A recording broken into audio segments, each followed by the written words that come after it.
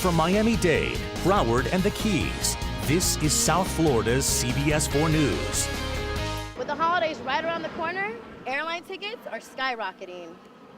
Our watch is becoming a thing of the past. Nowadays, it seems like everyone's relying on their cell phones for the time. The Fontainebleau Hotel is getting ready to welcome President Barack Obama. Miami Heat's forward Udonis Haslem has been arrested in charge of drug possession. That story coming up. With Dwayne Wade back and Chris Bosh now part of the Miami Heat family, fans wonder if LeBron James will be the next to jump on the Miami Heat bandwagon. In Davie, I'm Dara Boudlal, CBS 4 News.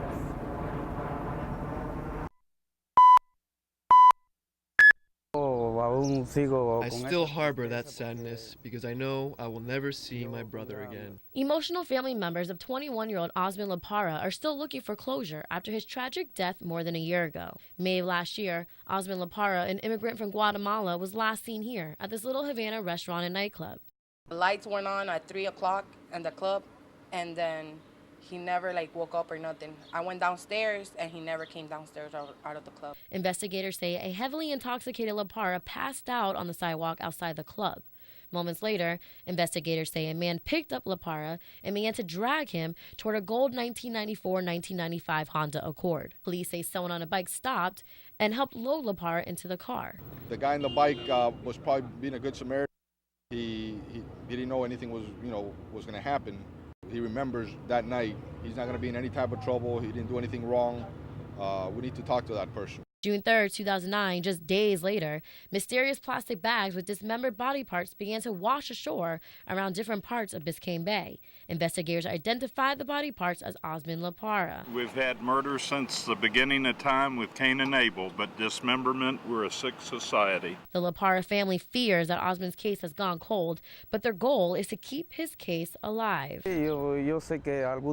feel optimistic that someday we will get justice, even if it takes a while. But someday they will have to pay for what they did. Now, 1 year later, Osman Lapara's murder mystery remains just that. Investigators are still struggling to pinpoint a motive, leaving many unanswered questions. If you know anything about this case, please ask that you call Miami-Dade Crime Stoppers at 305-471-TIPS. In Little Havana, I'm Dara Boudlal, CBS 4 News. Do your children love to laugh?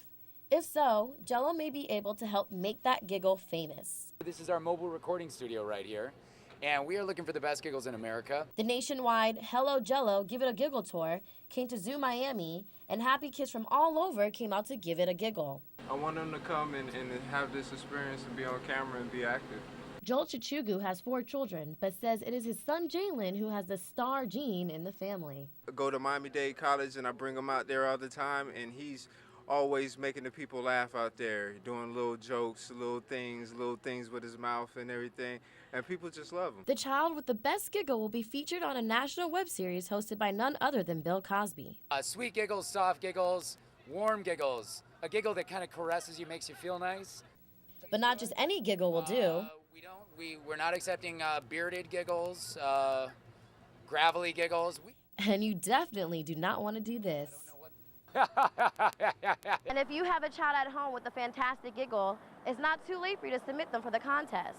We made it easy for you. Just log on to our website at cbs4.com/local and upload their video.